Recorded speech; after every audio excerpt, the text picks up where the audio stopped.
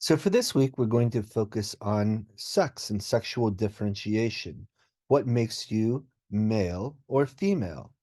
In considering this, we're going to think about sex at five different levels. Chromosomal sex, which would be whether or not you are XX or XY or XXY. Gonadal sex, which would be whether or not you express ovaries or testes. Hormonal sex, which would be referring to the hormones or the sex hormones that would typically be produced by the testes or ovaries. You can have any of these occur and then have a failure or some alteration that occurs that would alter hormonal sex even with a predicted gonadal sex. Then there's morphological sex, which has a lot to do with your body characteristics. In animals, like birds, this could have a lot to do with like the colors of the coat.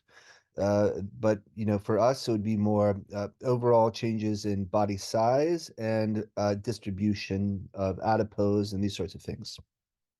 And then behavioral sex, which would refer to the behavioral characteristics that are typical to male or female. Most organisms, at least animal organisms, have two sexes. Sex can be defined as a mutual incompatibility between the same mating type, and sex is typically linked to the production of a particular kind of gamete, which would be anisogamy. Female gametes tend to be larger, like an egg, and would be few and large and relatively immobile. Male gametes are typically numerous and small and motile, and they wouldn't need as many resources as, for example, an egg, which could then, further develop. There is a notable variety across organisms in how sexes are defined and expressed. For example, there are numerous monoecious species or hermaphroditic species. This can occur in animals. There are several examples, like snail and the earthworm, and occurs in most, but definitely not all plants. By contrast, there are dioecious species where you observe separate sexes. This refers to most animals in addition to some plants. Sex determination and sex differentiation are two important definitions to be aware of. Sex determination would only occur once. This would be the initial event that determines whether the gonads will develop as testes or ovaries. Sex differentiation, on the other hand, would be all subsequent events that ultimately produce either the male or female sexual phenotype. In other words, the process of becoming female or male. And it's important to keep in mind that there are many steps in that process. Our understanding of sex determination has developed rapidly over the last several years. Historically, sex was thought to be determined by the environment and what is going on inside the individual. For example, Aristotle argued that sex is determined by the heat of the male partner during intercourse, which we now, I think, recognize as being incorrect. But there is some reason that I think academics and observers of nature thought this. In fact, you can see these sorts of sex determination factors in non-mammalian species. We'll go over a few examples of that, shortly. But really, until the 20th century, the environment, temperature, and nutrients in particular were believed to be the primary factors that drove sexual determination. Uh, so things started to change at the beginning of the 1900s. This started with a rediscovery of Mendel's work. This is the P guy, the genetic guy that you probably did Punnett squares with back in high school. And also the rediscovery of the sex chromosomes by McClung in 1902. Uh, this all led to the establishment of correlations in insects of the female sex with the XX chromosome and the male sex with an XY or an XO chromosome.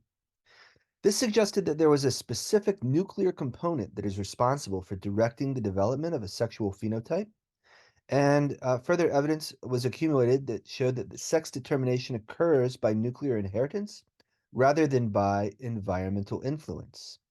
Today, there's a general consensus that both environmental and internal mechanisms of sex determination can operate in different species. One general thing to think about here is that throughout the sexual differentiation process, there seem to be a series of master switches, one in particular that we'll talk about, that determines whether or not you proceed as more male or more female-like.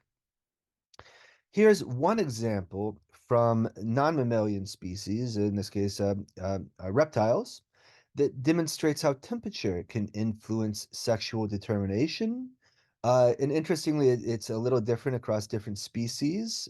With many turtles, if they are hatched at low temperature, they are more likely to be male. In lizards and alligators, it's the opposite. You're more likely to be male if you're born at a warmer temperature. Snapping turtles and crocodiles seem to produce this sort of inverted U type situation where, if it's too cold or too hot, you are going to be female. And then if you're in the Goldilocks zone, you're going to be male. So those are some sort of clear examples of environmental influences over sexual determination in non-mammalian species. In humans, as well as most other organisms, the sex ratio always remains close to around zero point 0.5. This is and is not dependent on the environment. In this case, we're talking more about uh, what would be the arising from the combination of the sperm and the egg in mammals. And in mammals, individuals are heterogametic or homogametic. And a heterogametic human male would produce two types of sperm with two different sets of chromosomes, either XA and a YA. In addition, you have the homogametic human female, which would only produce one type of egg, an XA. Fertilization of the XA sperm yields females. Fertilization by YA sperm of the egg would produce males. Males are not always the heterogametic sex in all species. For example, in birds, the roles are often reversed, and females make two types of gametes. You can also see sort of reversed secondary sexual characteristics in birds, where the male would tend to have more of sort of the elaborate coats and these sorts of things. This is Alfred Jost, who uh, has received most credit for determining how sexual differentiation occurs in the mammal. He did this by removing indifferent gonads or gonads before they became differentiated in development from rabbits. And what he found was that after removing the indifferentiated gonads, 100% of all animals developed as female, which led him to conclude that testes produce some substance that is required for male embryos to develop. This led to Jost's rules of sex determination. Uh, so, of course, the first rule is that we don't talk about sex determination. Well, I guess that would be the safe way to go. Instead, I'm going to say that the first rule of sex determination is the development of the gonads into testes or ovaries would determine the sexual differentiation of the embryo, suggesting that there is some sort of sex hormone associated with the gonad that plays an important role in sex determination as it sort of the next domino in a cascade of events. His second rule of sex determination was that the Y chromosome carries the sex determining information in mammals. Particularly, it has something in there that would be important to develop into a male. It's also, I think, an important takeaway from this that female is the default. That when things uh, are a little off, or there's uh, something off in this sort of cascade of events, the idea of gravitating back toward female is part of the process.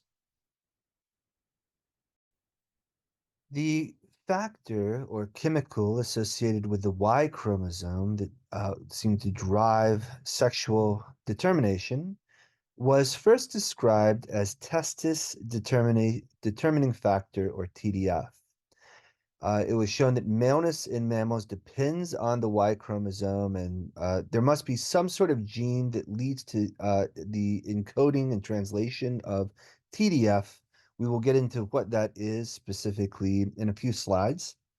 But first, let's just start and focus on TDF and where that is acting and what it is doing.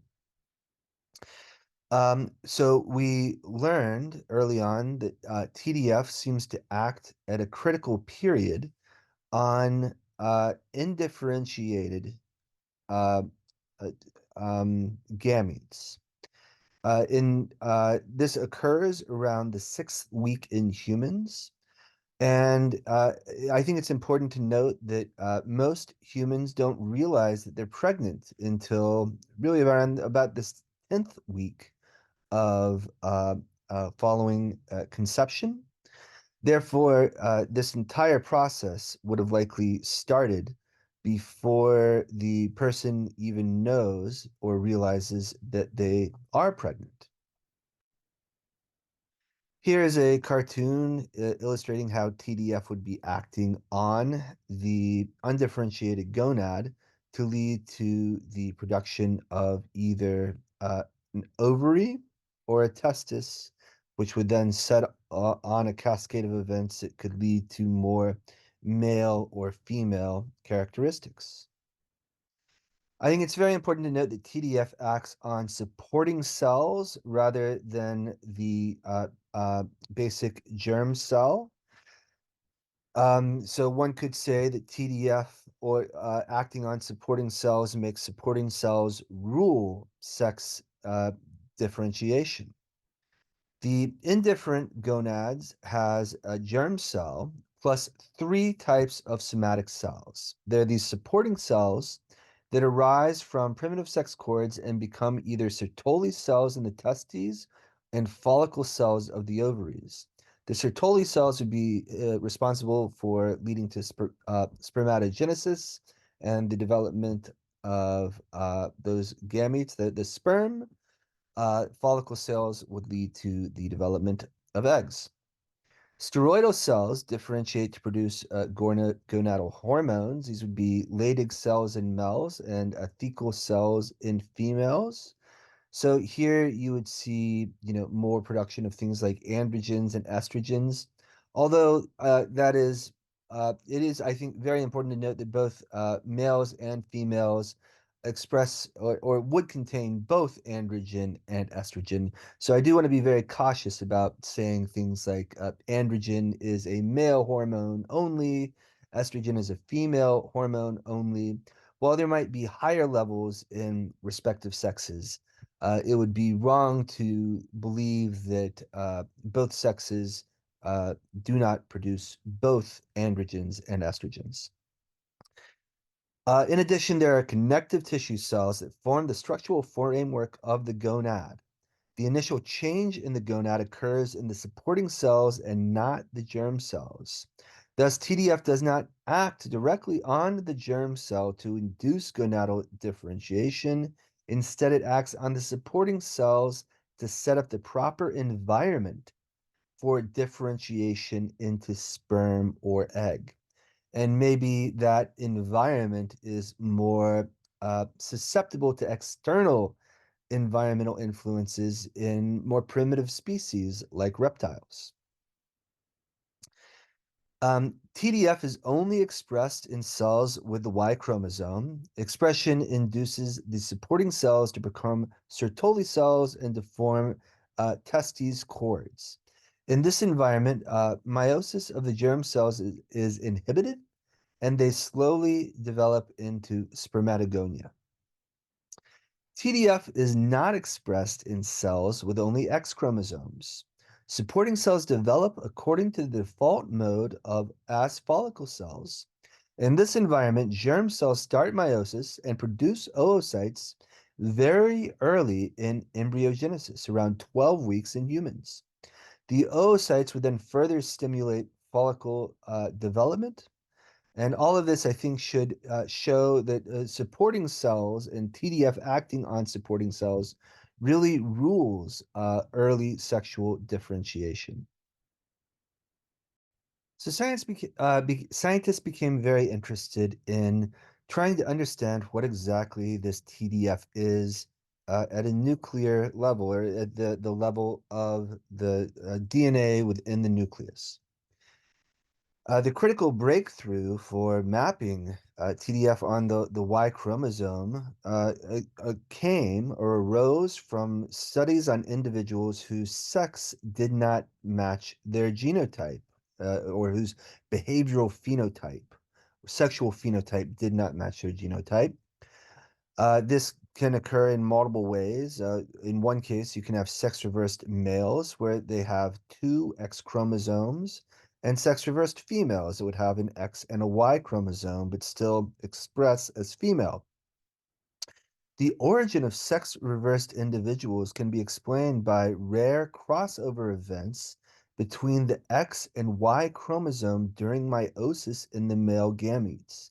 In simple terms, the parts of the chromosome that would lead to the encoding and translation of TDF jump around.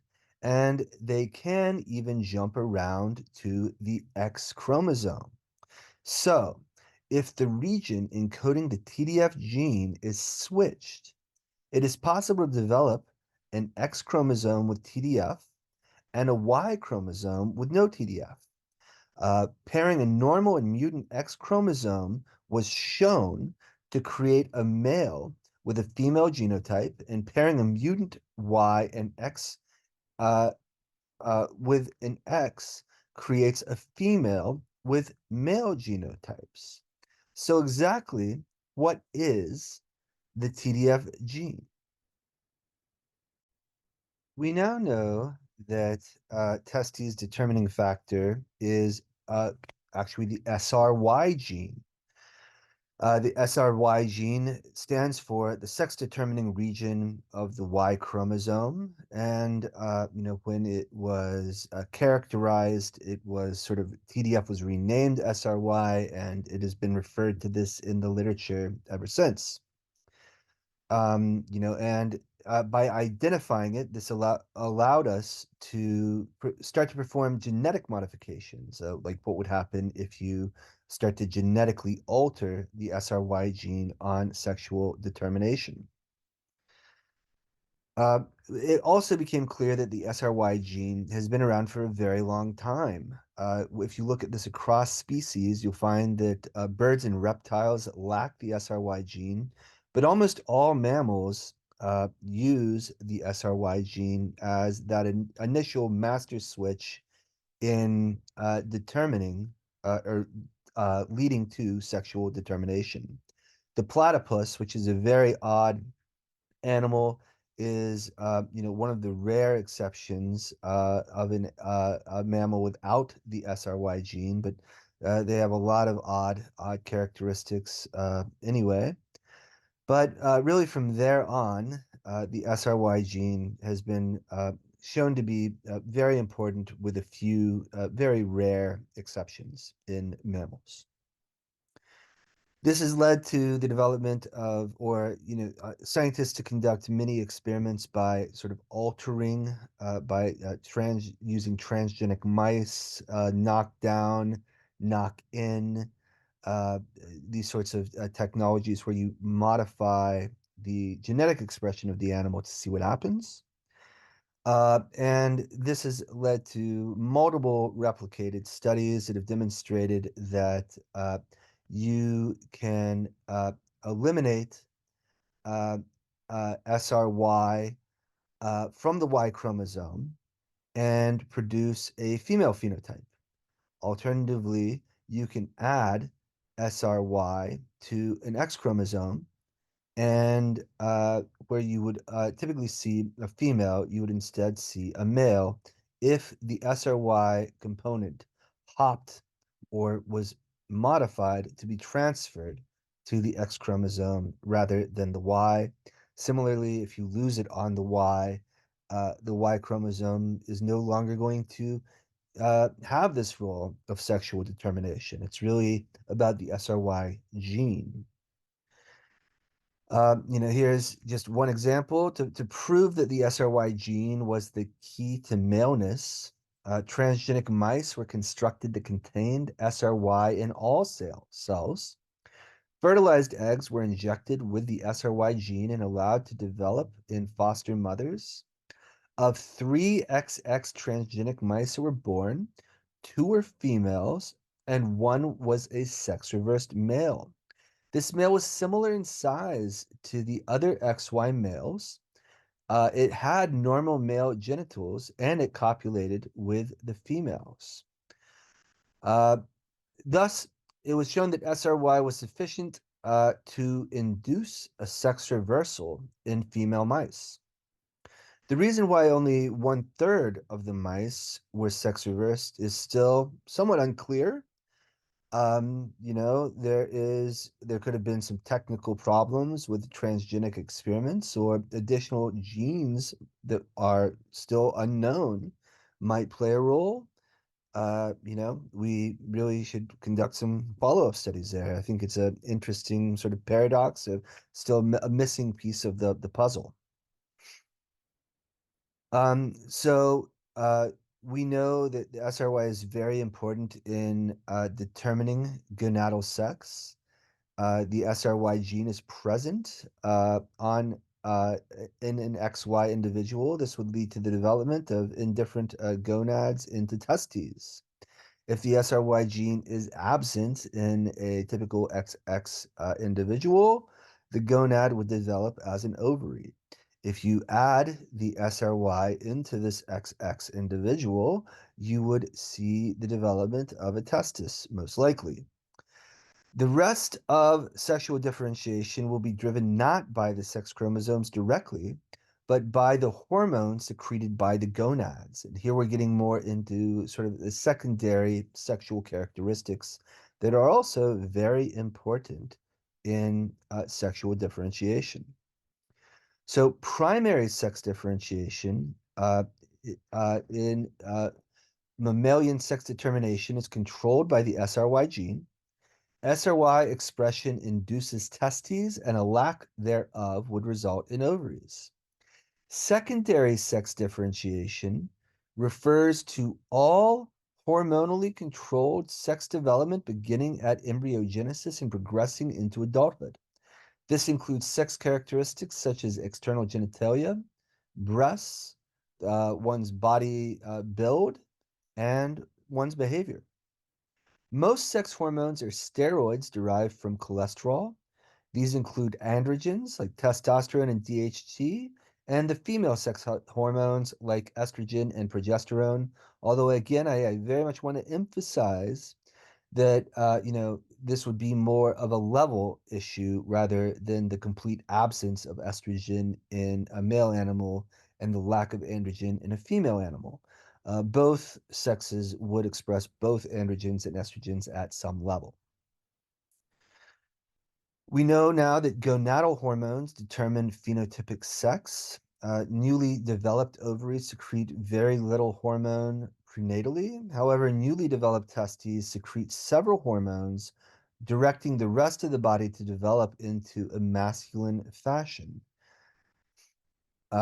So masculinization would lead to the induction of male traits. Demasculation would result in the removal of potential for male traits. And there are some critical developmental periods where hormonal levels produced not only from the testes, but also in general, can masculinize or feminize the developing uh, neuroendocrine system.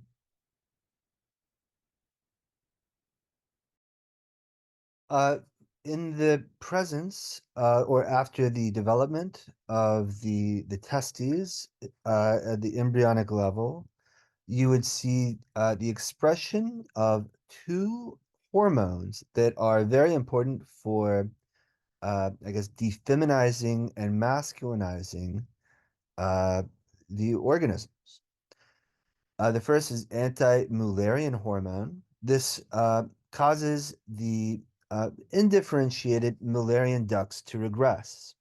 Recall that the female would be the default, so you would see the Mullerian ducts typically begin developing fallopian tubes, a uterus, cervix, and inner vagina. This is what would occur without anti-Mullerian hormone. The anti-Mullerian hormone comes from the testes and would lead to the regression of the Mullerian ducts and all of the sort of the female gonads and machinery uh, from developing. By contrast, testosterone is also, well, would also be produced by the testes, but this would be masculinizing the organism. Here, you would see virilization or masculinization of the Wolffian ducts, which would form the epididymis, the vas deferens, and the seminal vesicles. This would direct masculine development of genital skin into the penis and scrotum as well.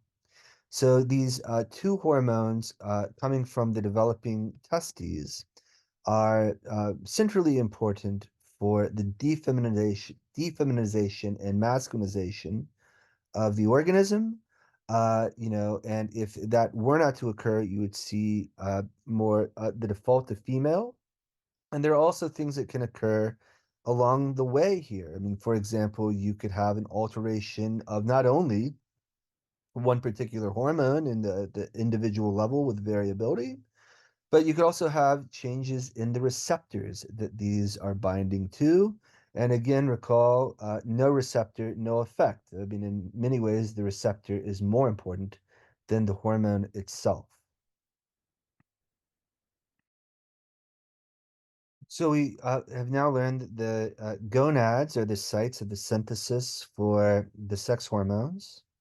Testosterone, in particular, is synthesized by the Leydig cells of the testes. It's also important to note that the anti-Mullerian hormone would be secreted and produced by the Sertoli cells. In contrast, estrogen would be produced by primarily the thecal cells in the ovary. And I'd also like to add that we now know that the adrenal glands are also responsible for or capable of synthesizing low levels of sex hormones, which could also theoretically play a factor here. But regardless of that, I want to have a quick review here of everything that we've learned so far here on the right in terms of traditional male sexual differentiation and determination. So you start with sex determining factors like the SRY gene, which we now know like can hop around, but assuming that it does not, the Y chromosome and the SRY gene on it would lead to the development of the testes and the cells capable of producing the hormones for further differentiation. The Leydig cells would produce and secrete testosterone, which would be important for the masculinization of the brain. In contrast, the Sertoli cells would lead to the secretion of anti-Mullerian hormone, which leads to a regression of the Mullerian duct, which would typically go on to produce female sexual characteristics. which again would be the default if you had alterations anywhere along this path, including changes in the expression of the SRY gene, also changes in the development of the Leydig cells or the Sertoli cells or the receptors that testosterone and anti-Mullerian hormone would bind to. Testosterone and estrogen stimulate the secondary sex characteristics. Testosterone acts on the Wolffian duct to form the epididymis, the vas deferens, and the seminal vesicles, whereas estrogen would act on the Mullerian duct to convert it into an oviduct, the uterus, and the upper vagina. And again, female external genitalia would develop as the default in sort of the program sequence of events. One other hormone that I want to bring up is DHT or dihydro testosterone. DHT is produced from testosterone through an enzymatic mechanism that we'll cover in detail here in a minute. But I want to go ahead and introduce the idea that DHT is additionally involved in developing the secondary sex characteristics. This also doesn't only occur in early sexual differentiation. Um, uh, Actually, DHT is involved in many sort of secondary male characteristics throughout life, including the development and size of the prostate, male pattern baldness, and body hair. DHT is also critically involved in the development of the penis and scrotum. Um, around 16 weeks is when the development of the penis begins to occur. This would only occur if testosterone is developed, is converted to DHT. And to do that, you need the presence of an enzyme called 5-alpha reductase. So any alterations in the expression of that enzyme can influence the development of the penis and scrotum. Here is one very large, big picture sort of overview uh, of the differentiation between the male and female. On the bottom, you can see the default pathway, the female, where the indifferentiated gonad would develop into ovaries, and you would see the release of sex hormones from the thecal cells, where you would see the continued development of the Mullerian duct into the oviduct, uterus, and upper vagina. And estrogen would further sort of pump the development of female secondary sex characteristics. In contrast, if in the expression of the SRY gene, that would lead to the development of the testes, the Leydig cells, and the Sertoli cells. The Leydig cells would release testosterone, which would be involved in the masculinization of the brain. You also have the anti-Mullerian duct hormone being released from the Sertoli cells. This would defeminize the brain by sort of shutting down the Mullerian duct from developing into the oviduct, uterus, and upper vagina. But it's also important to note here that testosterone would also be converted to DHT in the presence of the enzyme 5-alpha reductase. And this has to happen for the development of the male external genitalia, or the penis and the scrotum, to actually form, in addition to producing further sex characteristics that are secondary sex characteristics of the male, really throughout the lifespan, including body hair, male pattern baldness, these sorts of things. I love this image from your book here. So I did want to go over this in great detail, well, at least overview it. I think it is interesting to consider how changes at every step along the process here can alter the sexual phenotype of the individual. I think most people from just sort of a high school biology education only think about the top row here, chromosomal sex, when we think about male versus female. But I think that really, if you learn more, as we are learning more about endocrinology, it becomes very apparent there are really quite a few levels at which variation can occur. I mean, first we've learned about the SRY gene and how that can jump around, and you can even have a Y chromosome without the SRY gene or an X with it. We learned about how the testes determination factor is linked or associated with the SRY gene and how that acts on the support cells and how those support cells are very important in gonadal differentiation and development. We also know that there are secretions of testosterone and estrogen that can occur and or fail to occur at multiple levels. And there also might be some additional sources of these sex hormones that should be kept in mind as well. The Wolffian duct and or the Mullerian duct are developing. That can also be altered really at multiple levels. Um, uh, in addition, I've already mentioned there could be other sources of testosterone or estrogen that could influence the development here. And all of that would lead to the development of the external genitalia and secondary sexual characteristics, in addition to sexual behaviors that typify male versus female.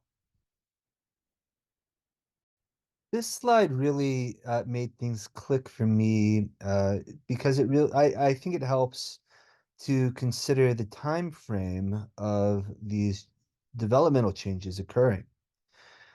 So we know that initially, whether or not you develop male or female is largely hormone independent at the very beginning when you think about just XXXY and then the SRY gene, which should be on the Y chromosome if everything is happening without any variability. But we then know that, really from week 7 to 15 or so, especially in the development of the male, hormones play a tremendously important role in that period of time. We have learned how, changes in testosterone or DHT or anti-Mullerian hormone could greatly impact the development of the male gonads and the masculinization of the brain and the defeminization of the brain. It is really, quite a few things can change during this period of time. And I think we are really just beginning to realize how, other factors like general hormones in the blood could play a very dramatic role here in the how masculinized or defeminized the brain might become during male development in particular.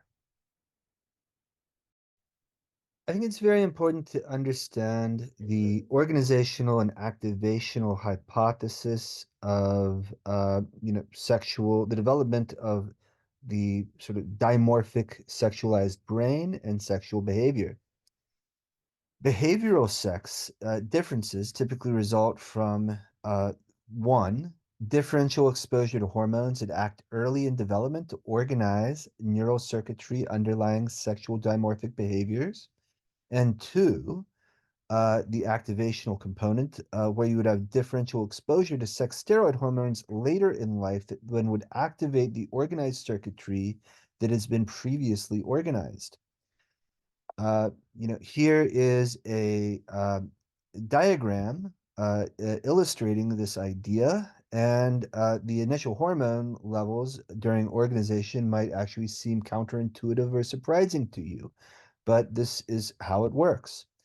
In female, which again would be the default pathway in an XX individual with ovaries, uh, the brain would continue to organize in a female manner, particularly in the presence of low brain estradiol levels, because these levels would not be produced.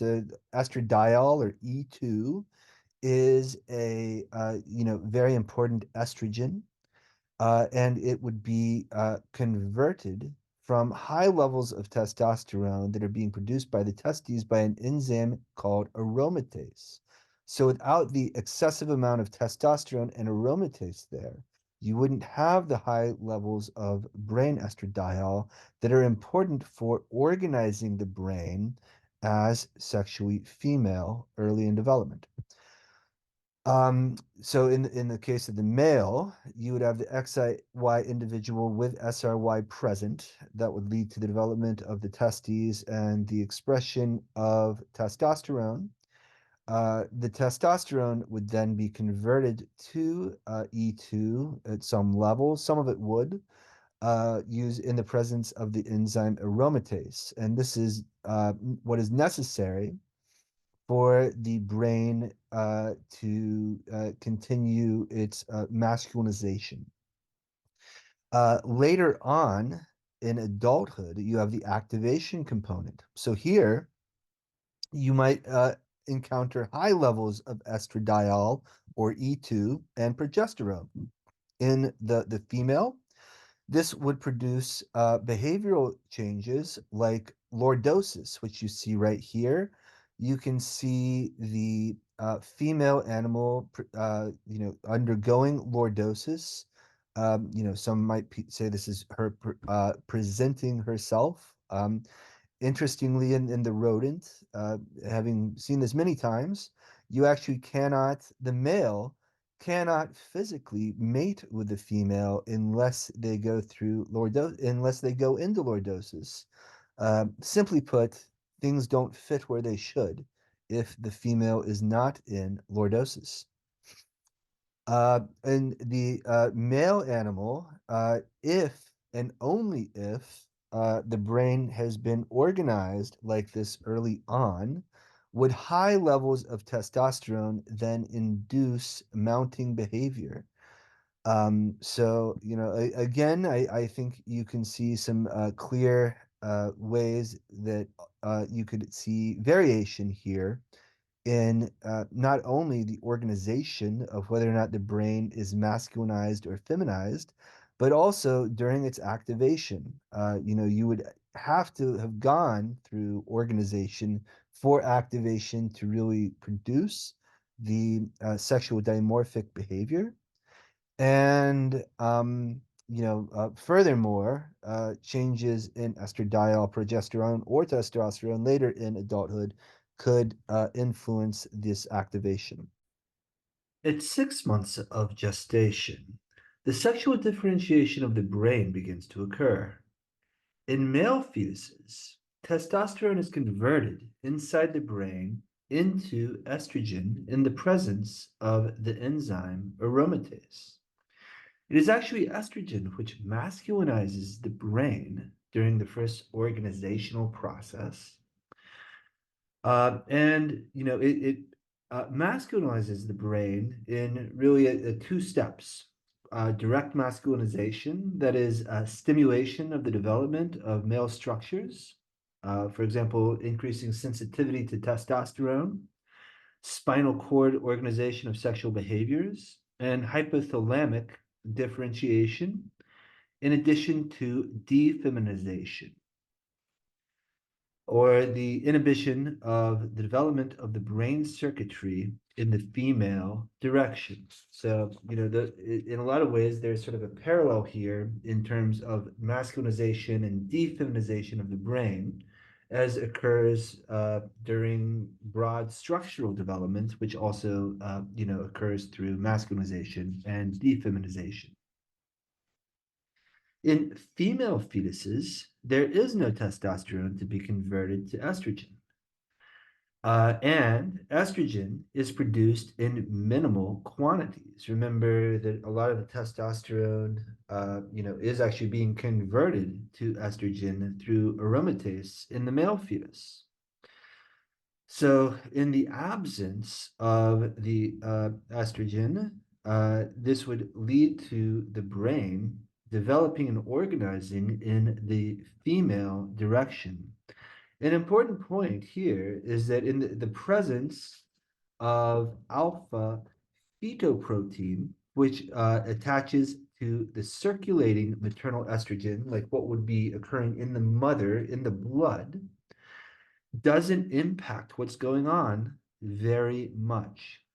The reason this is because of the alpha fetoprotein, which attaches to the circulating estrogen and prevents the maternal estrogen from entering into the fetus brain and masculinizing it.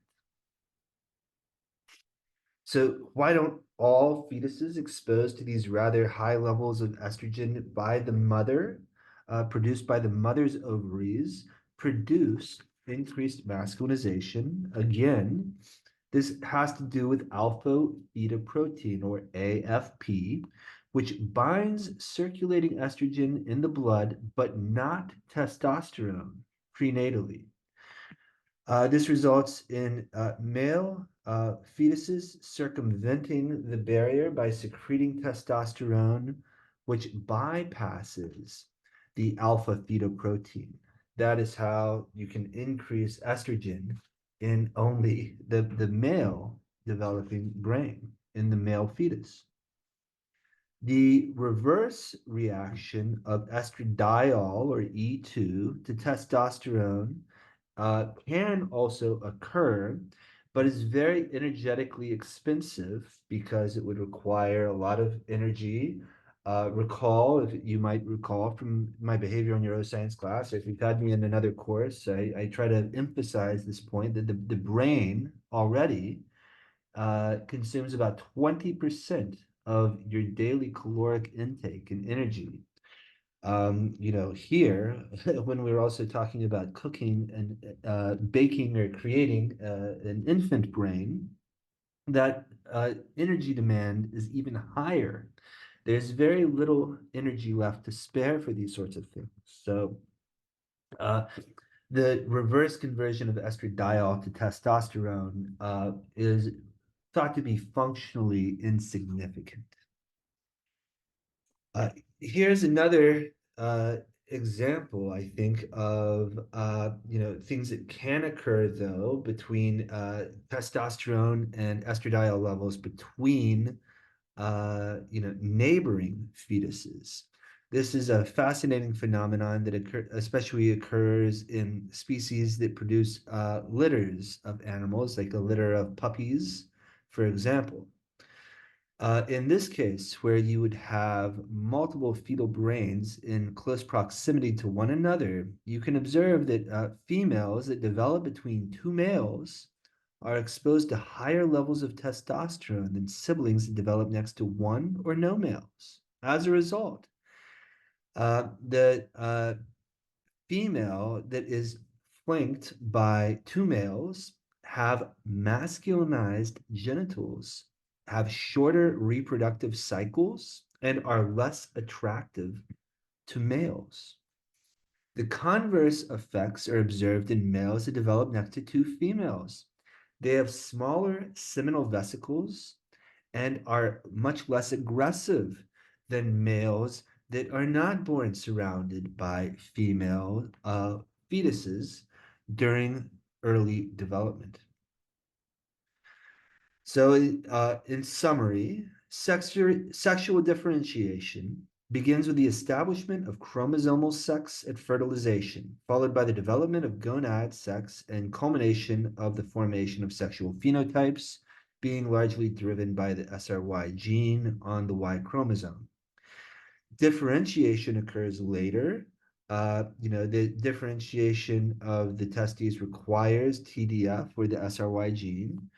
And differentiation of accessory sex organs or secondary sexual characteristics occurs much later and is driven primarily by hormones like Mullerian inhibiting hormone and testosterone. In addition, the actual masculinization or feminization of the brain occurs in a largely hormonal dependent fashion, particularly in the developing male fetus.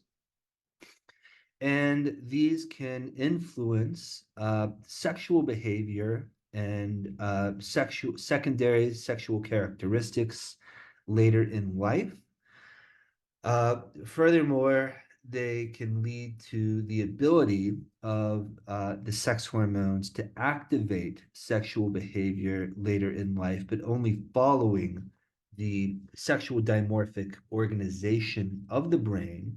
And there are many stages where variation and variability can occur along this path. I think going back and thinking about this, in that initial chart where we have sort of the XX and XY at top, and then like the SRY gene, and all the different levels of variation or places where variation can occur and lead to alterations in one's sexual behavioral phenotype is really eye-opening. And I think that really we should probably maybe modify some of the sexual education that we are getting early on. I most certainly did not learn any of this beyond that first XXXY row when I took sex ed way back when, many, many decades ago at this point. So, yeah, I think that only studying the first domino in what's like probably at least a 20 domino chain of events to produce a sexual dimorphic stereotypical male versus stereotypical female is really profound and phenomenal. It's also very timely and relevant. I mean, think about how much this is talked about now in society with a very poor understanding of the biology and endocrinology and neuroscience involved in determining, one's behavioral and secondary sexual phenotype.